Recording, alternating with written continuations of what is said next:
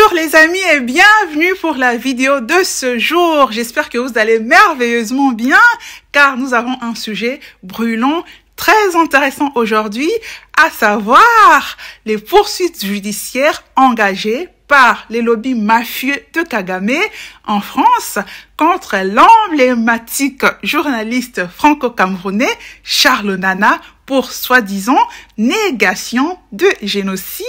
Le procès se déroulera entre le 7 et le 11 octobre à Paris. Nous allons voir dans cette vidéo que nous sommes là face à une énième manipulation des lobbies mafieux au service d'un régime criminel, un État voyou, le régime de Paul Kagame, dans un contexte où la propagande mensongère passe de moins en moins. Voilà.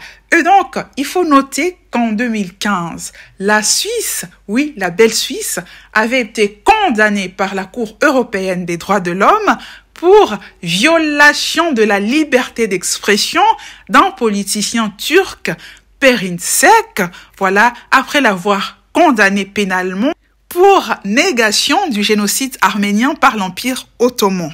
Nous allons voir dans cette vidéo dans quelle mesure ces deux affaires se rejoignent quand on sait que la Suisse est comme la France, justiciable devant la Cour européenne des droits de l'homme.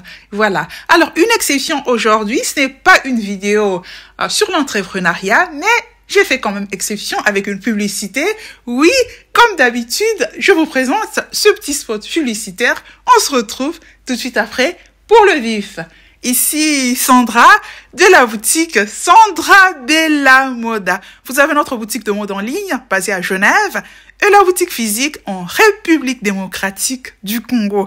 Retrouvez toutes les informations concernant nos deux boutiques en barre de description de cette vidéo. Et c'est parti pour notre sujet passionnant d'aujourd'hui. Voilà les amis, avant d'entrer dans le fond du sujet, voilà, j'ai eu des échos que vous vous êtes très moussés sur la dernière vidéo. Voilà, si vous ne savez pas de quoi je parle, voilà la vidéo en barre des descriptions. Une vidéo très intéressante.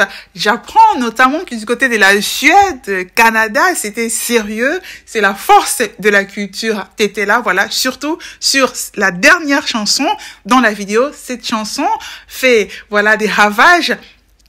Même au niveau des challenges, voilà, que ce soit sur TikTok ou même la chanson sur YouTube, c'est au-delà des frontières congolaises même que cette chanson est appréciée. Coup de chapeau à l'artiste Emongo Pembe. Voilà, c'est la force de la culture. T'étais là, nous en sommes fiers. Et donc, voilà.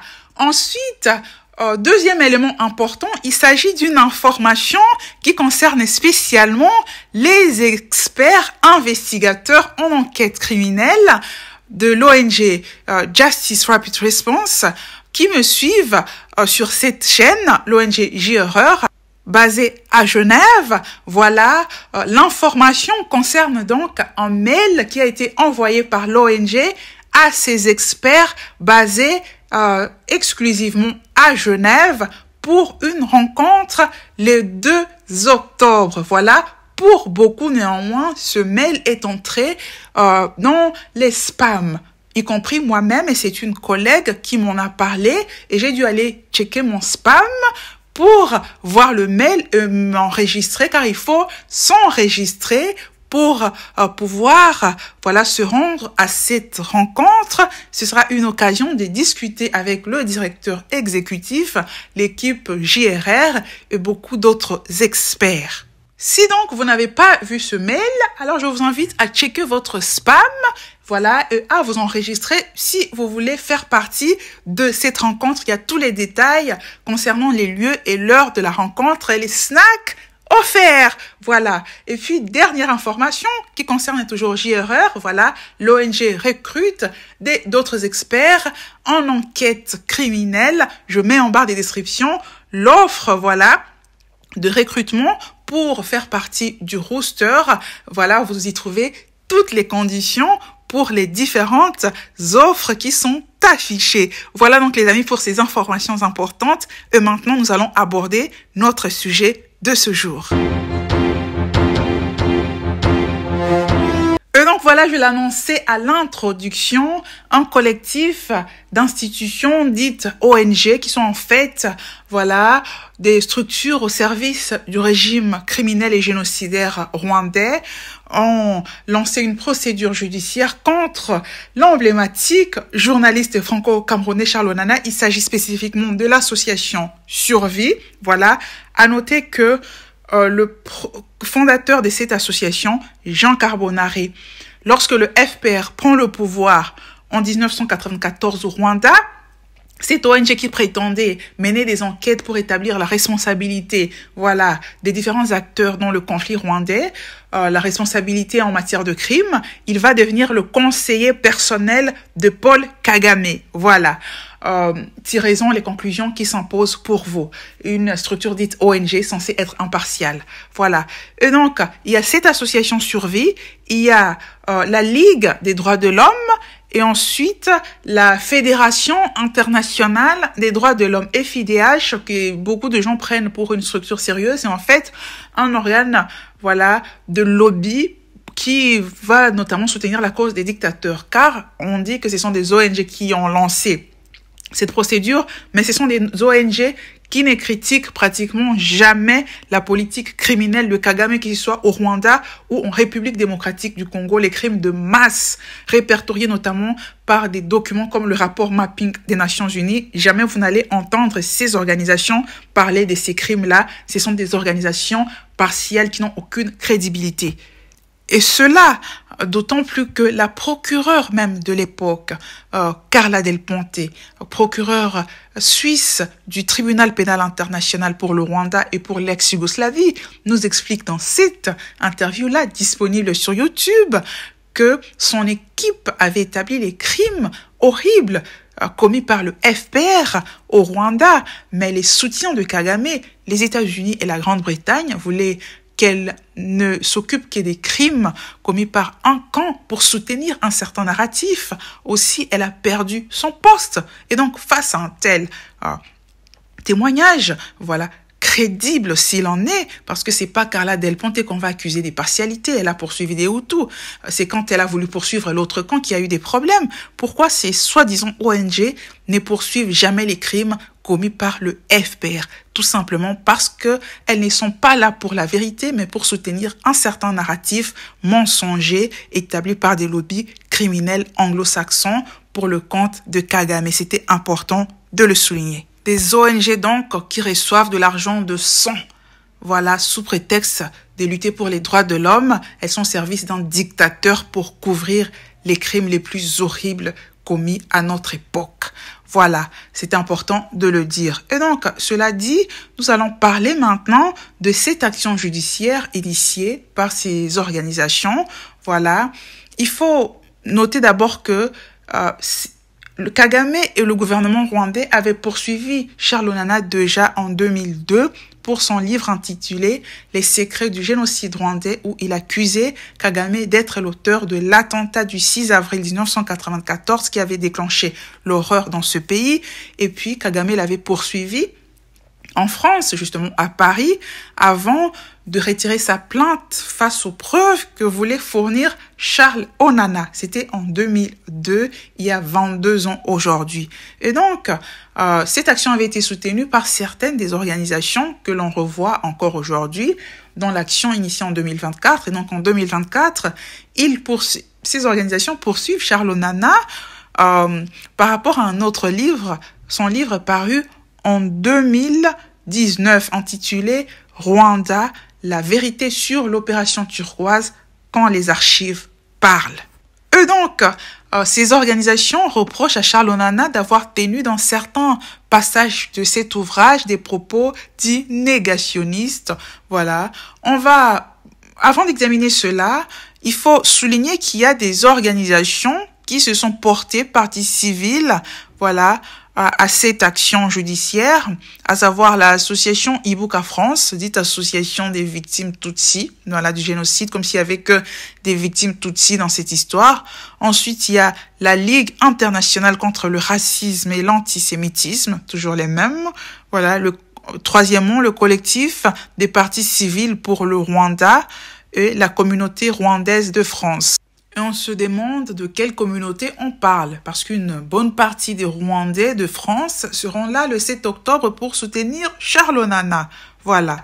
Et donc, cela dit, nous allons examiner maintenant les passages, voilà, qui sont cités par ces organisations pour accuser Charles Onana de négation du génocide. Ces organisations citent spécifiquement la page 198 de ce livre où Charles Onana explique, il écrit que la thèse conspirationniste d'un régime Hutu ayant planifié un génocide au Rwanda constitue l'une des plus grandes escroqueries du XXe siècle. Et moi j'ai dit, il a raison, bien sûr qu'il a raison. Car en réalité, les massacres qui se sont produits au Rwanda ont eu un élément déclencheur. Voilà, c'est leur spécificité par rapport à de nombreux autres massacres. Et cet élément, c'est l'attentat du 6 avril 1994. Et les Nations Unies nous disent que c'est l'élément déclencheur. Si vous cliquez sur, voilà, Google, l'élément déclencheur, voilà, de ce qui s'est passé au Rwanda, on vous parle de l'attentat du 6 avril 1994. Donc, c'était des massacres spontanés. Les experts s'accordent à le dire. Donc, ces massacres n'étaient pas planifiés. On a voulu nous dire que les massacres furent planifiés par le gouvernement Hutu, alors que le président Hutu Juvenal Habyarimana fut la première victime de ces massacres par cet attentat, un attentat orchestré par le FPR de Paul Kagame. Charles Onana l'a démontré dans ses différents ouvrages, voilà, dont vous avez les titres, voilà, devant vous. Et il avait été poursuivi pour ça par le régime rwandais avant que ce régime ne retire sa plainte. Alors vous allez me demander pourquoi est-ce que la France a carrément innocenté le Kagame dans cette histoire, rendant une décision de non-lieu, voilà, alors que Kagame avait accusé la France. Eh bien, pour comprendre, je vais vous reposer une autre question. Pourquoi est-ce que l'Europe adopte l'attitude qu'elle adopte dans le conflit ukrainien contre ses intérêts, voilà, au profit des intérêts des États-Unis? Tout simplement parce que l'Europe, l'Union européenne, avec la France en tête, eux, depuis la chute du mur de Berlin, soumise aux États-Unis d'Amérique, et donc avec le dernier président souverain Jacques Chirac français qui s'était opposé à la guerre en Irak à partir de Nicolas Sarkozy, on a eu des présidents français qui sont faits des agents de l'État profond américain qui œuvrent contre les intérêts français pour les intérêts des États-Unis, exactement comme beaucoup de pays africains ont des présidents soumis à l'Occident, voilà. Et donc, la France-Afrique a été supplantée carrément par l'Amérique-Afrique. Dans cette dynamique-là, l'Europe est totalement soumise aux États-Unis et donc le rôle qui a été attribué à ces différents présidents à partir de Nicolas Sarkozy, c'est d'innocenter les États-Unis dans ce dossier et donc ce qui implique d'innocenter Paul Kagame, tout simplement. En Ukraine, il y a eu le gazoduc Nord Stream qui a été abattu par l'Ukraine, mais tous on sait que les États-Unis sont derrière. Voilà, c'est contre les intérêts de l'Allemagne. Mais pourquoi l'Allemagne ne cite pas les États-Unis? Tout simplement parce que l'élite en Allemagne, comme en France, est soumise aux États-Unis d'Amérique. Voilà la réalité. Et donc, lorsque Charles Onana nous dit que parler de la planification du génocide au Rwanda équivaut à une escroquerie, à un mensonge, il a raison parce que ces massacres ont eu un élément déclencheur. C'était des massacres qui ont été spontanés. Il a raison. Au Rwanda, il y avait un conflit armé. Le pays avait été attaqué, agressé par l'Ouganda qui soutenait le groupe rebelle Tutsi, voilà, conduit par Paul Kagame. Et donc, il y avait un conflit armé entre deux camps. Dans ce contexte, il y avait des crimes de part et d'autre. La procureure Carla Del Ponte l'a souligné, il y avait des crimes de part et d'autre. Mais ce qui va, voilà, amplifier les massacres, ce sera l'attentat du 6 avril 1994. Voilà, il y a eu un élément déclencheur. Il n'y avait donc pas planification. Ça, c'est un fait historique.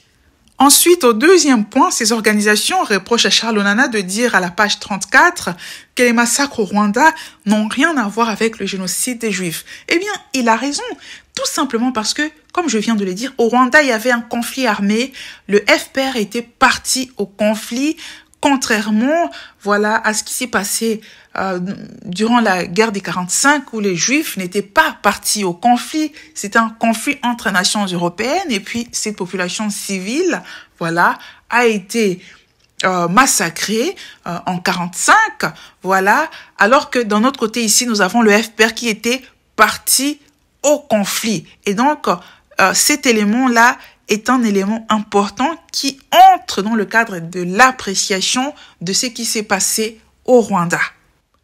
Étant donné que le FPR, lui, a commis des crimes contre les civils Tutsis, Hutus, voilà, crimes documentés, alors que les Juifs, en 45, n'ont commis aucun crime. Ils n'avaient pas d'armée, voilà, n'étaient pas partis au conflit. Donc, chaque situation est spécifique. Charles Onana a raison. Enfin, ces organisations reprochent à Charles Onana, voilà, les propos tenus à la page 460, à savoir que continuer à pérorer sur un hypothétique plan de génocide des Hutus ou une pseudo-opération de sauvetage des Tutsis par le FPR est une escroquerie, une imposture et une falsification de l'histoire. Eh bien, Charles Onana a raison, comme je viens de le démontrer déjà concernant la planification du génocide. Il y avait eu un élément déclencheur, c'était pas des massacres planifiés, c'était des massacres spontanés, voilà. Ensuite, concernant ce concept selon lequel le FPR aurait sauvé les Tutsis du génocide, Charles Onana explique que c'est faux. Eh bien, Charles Onana a raison. Et ceux qui le disent, ce sont les propres frères d'armes de Kagame. Le général Kayumba Nyamwasa, aujourd'hui réfugié en Afrique du Sud, il a déjà été victime de 5 tentatives d'assassinat de la part de Kagame. Voilà, son collègue Patrick Karegeya n'a pas eu la même chance, il a été assassiné par Kagame. Voilà, et donc, lui, il explique dans ce livre Rwanda's an Untold Story, voilà, l'histoire jamais contée du Rwanda. Il explique que l'objectif de Kagame n'a jamais été de sauver qui que ce soit, mais de prendre le pouvoir. Donc pour lui, ceux qui mourraient, ce n'était pas son affaire. C'est exactement ce que dit le général Kayumba Nyamwasa et même celui qui fut ambassadeur, voilà, du Rwanda aux États-Unis, Théogène Rudasingwa, après que Kagame ait pris le pouvoir. Il dit exactement la même chose dans ce documentaire. Ces différents éléments nous démontrent donc que, voilà, ces soi-disant reproches ne sont qu'une tentative de manipulation. Et donc, on va examiner la question de savoir pourquoi maintenant, voilà. Et puis, nous allons examiner ensuite la jurisprudence internationale de la Cour européenne des droits de l'homme sur cette question des négations de génocide avec la condamnation de la Suisse dont je parlais à l'introduction. Voilà. Et donc, pourquoi maintenant? J'ai eu à l'expliquer dans différentes vidéos ici, notamment celle-là. Voilà.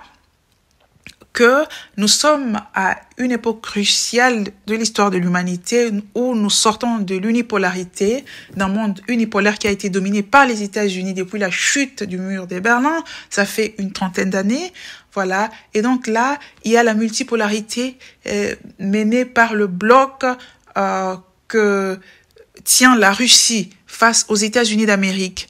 Là, c'est l'empire anglo-américain qui est menacé. Nous sommes face à un lion blessé, voilà, qui tente encore de montrer qu'il a de la force, d'où les actions de ces différents protégés, les 2 États qu'il a protégés dans des génocides, ces dernières années, à savoir Israël et le Rwanda. Le Rwanda, c'est ce qu'il fait depuis plusieurs années en RDC, Israël avec ce qu'il fait en Palestine, ce qu'Israël est en train de faire au Moyen-Orient.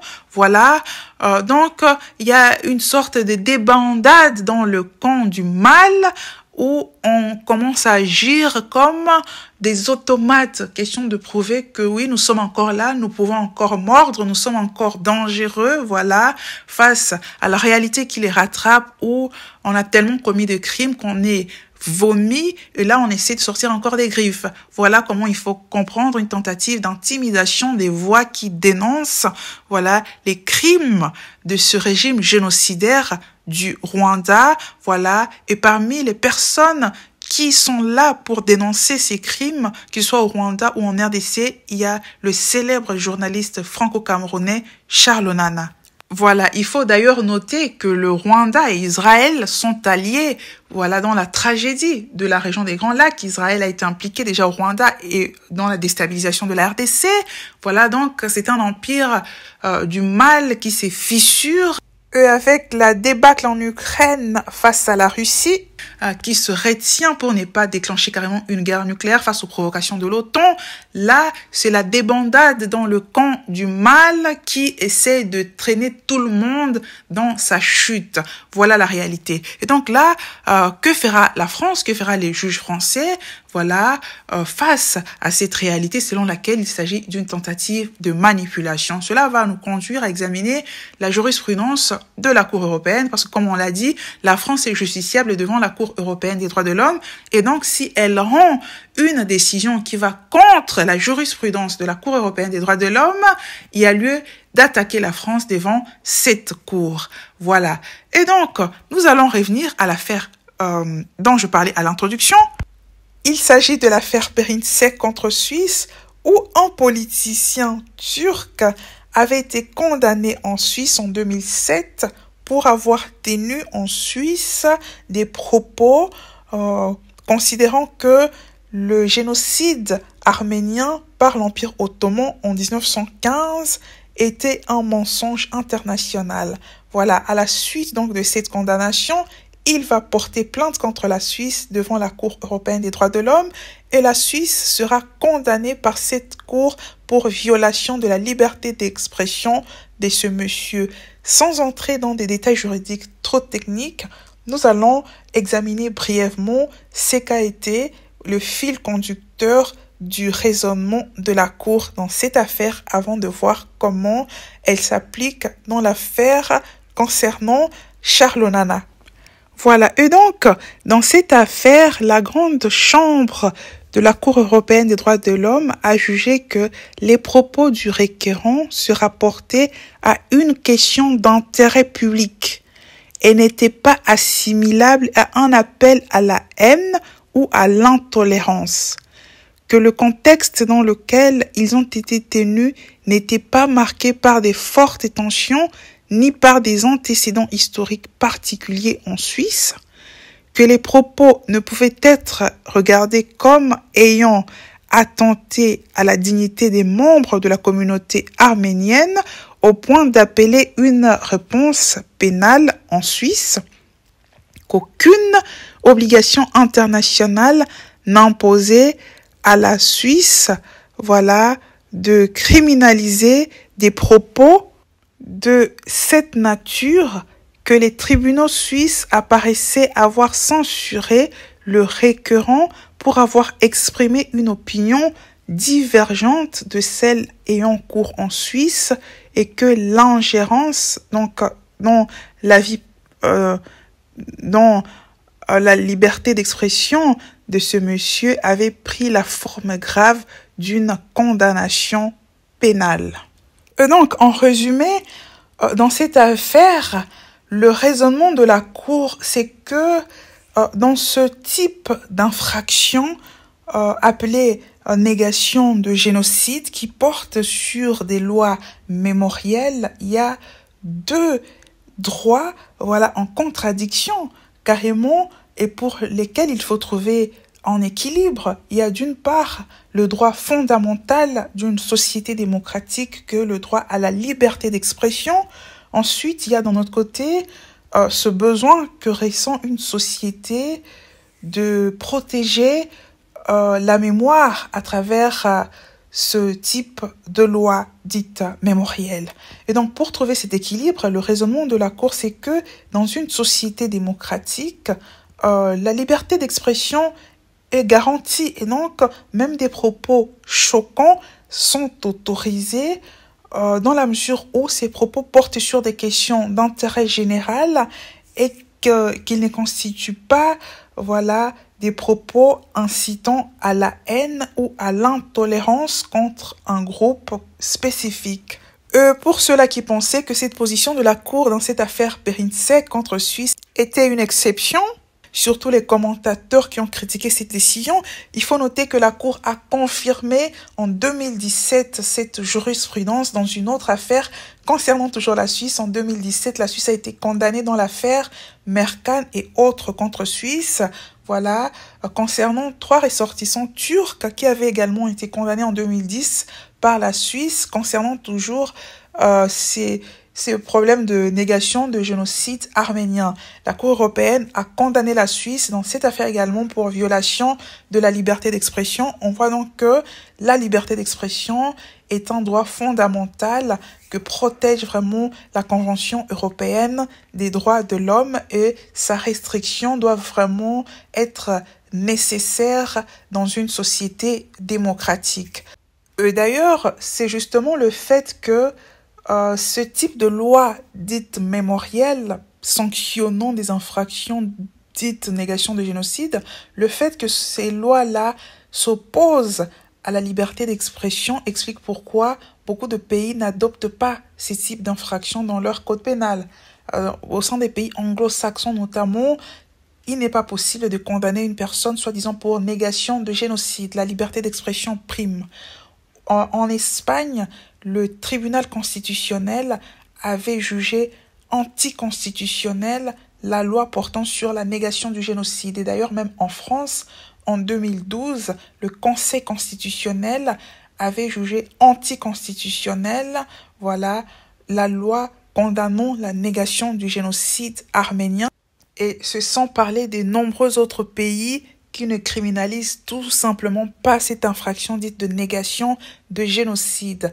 La France n'a pas revu sa législation malgré la position du Conseil constitutionnel, voilà, qui s'était posé clairement contre cette loi de négation du génocide arménien. La France continue, voilà, de maintenir cette législation de négation de génocide, voilà.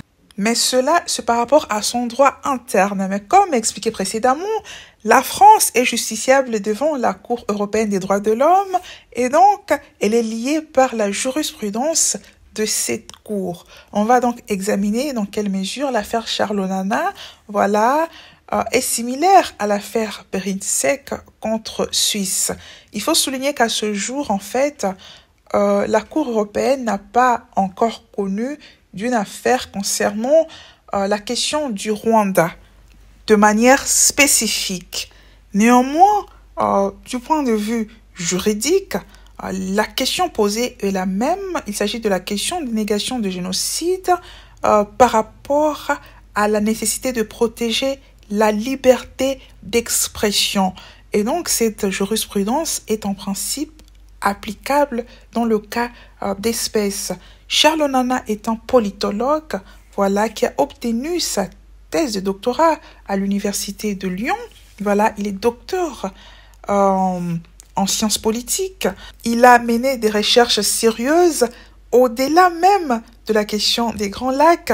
Il a écrit notamment sur la Côte d'Ivoire et aujourd'hui il y a ce monsieur-là qui était au cercle du pouvoir français qui est venu confirmer ce que Charles Onana avait déjà écrit il y a une dizaine d'années dans son livre. C'est donc quelqu'un qui mène des recherches sérieuses qui ne se laisse pas mener par l'opinion dite dominante. Voilà. Et donc, il a mené ses recherches dans la région des Grands Lacs, a obtenu ses résultats. Cela est important car comme on l'a vu au Rwanda, voilà des personnalités d'envergure qui ont été impliquées dans ce dossier, comme la procureure Carla Del Ponte, confirme que le FPR a commis des crimes, alors que la justice n'a sanctionné que les crimes commis par un seul camp, le camp des Hutus. Il est donc impératif que les chercheurs continuent de travailler pour faire la lumière sur tout ce qui s'est passé, voilà, dans ce pays, afin qu'il y ait une justice impartiale. On ne peut pas empêcher les chercheurs de travailler sur cette question. Cette démarche implique nécessairement de remettre en question les mensonges de la thèse dite officielle, sans parler du cas de la République démocratique du Congo, qui a été, voilà, la suite de ce qui s'est passé au Rwanda. Donc, il est important pour ceux qui sont du côté du Congo, de savoir ce qui s'est réellement passé au Rwanda. Et donc, là, il y a une question d'intérêt plus que générale sur laquelle Charles Onana a travaillé. Donc, la liberté d'expression lui est en principe garantie. Et Charles Onana ne mène pas ses recherches par haine contre un quelconque groupe. Charles Onana n'a jamais contesté le fait que les deux camps qui ont commis des crimes puissent être sanctionnés. Voilà. Et donc, ce n'est pas par haine ou par intolérance contre qui que ce soit qu'il mène ses recherches, mais pour aboutir à la vérité. Et donc, la jurisprudence de l'affaire Périnsec s'applique dans le cas de Charles Onana. Alors, est-ce qu'on va poser la question de savoir si la France est tenue d'appliquer cette jurisprudence, ou plutôt d'appliquer son droit national?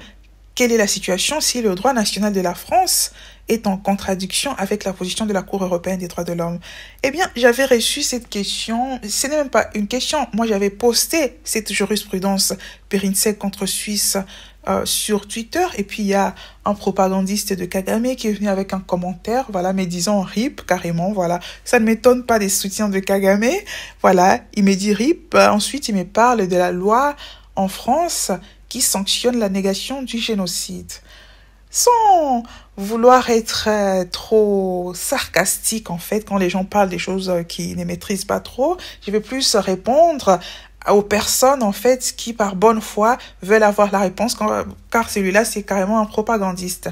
Voilà. Qu'est-ce qui se passe dans ce cas-là? Il faut savoir qu'est-ce qu'on appelle la primauté du droit international sur le droit interne. Et ça, ce sont les constitutions des différents pays qui appliquent le système de monisme avec primauté du droit international. Les constitutions de ces pays même consacrent la primauté du droit international sur leur droit national, et c'est le cas de la France. Ceci signifie que la France, voilà, qui est membre de la Convention européenne des droits de l'homme, partie à la Convention européenne des droits de l'homme, justiciable devant la Cour européenne des droits de l'homme, est tenue de respecter la jurisprudence de la Cour européenne des droits de l'homme, car si elle rend une décision en contradiction avec la position de la Cour européenne des droits de l'homme, elle est sanctionnable par cette Cour-là. Voilà. En effet, tant que la France fera partie du Conseil de l'Europe et donc du système de la Cour européenne des droits de l'homme, elle sera tenue d'appliquer les décisions de cette Cour. Si jamais elle n'en voulait plus, elle n'aura qu'à quitter le système, comme ça a été le cas de la Russie en 2022. Voilà, la Russie ne fait plus partie du Conseil de l'Europe et donc n'est plus concernée par la Cour européenne des droits de l'homme. Mais tant que la France fera partie du système, eh bien, elle est tenue par la jurisprudence de la Cour européenne des droits de l'homme qui a primauté sur le droit interne français en cas de contradiction. Voilà les amis, ce dont je voulais parler avec vous aujourd'hui. Je vous remercie d'avoir suivi cette vidéo. Je vous donne rendez-vous le week-end prochain pour un sujet sur l'économie congolaise, l'entrepreneuriat, sur la série des vidéos sur les différents secteurs de l'économie de la RDC détenus par des étrangers. Voilà, secteurs qui doivent revenir entre les mains des Congolais, combat des différents mouvements de la société civile congolaise. Voilà, on se donne donc rendez-vous le dimanche prochain. Je vous souhaite un excellent dimanche. Dieu vous bénisse. Ciao!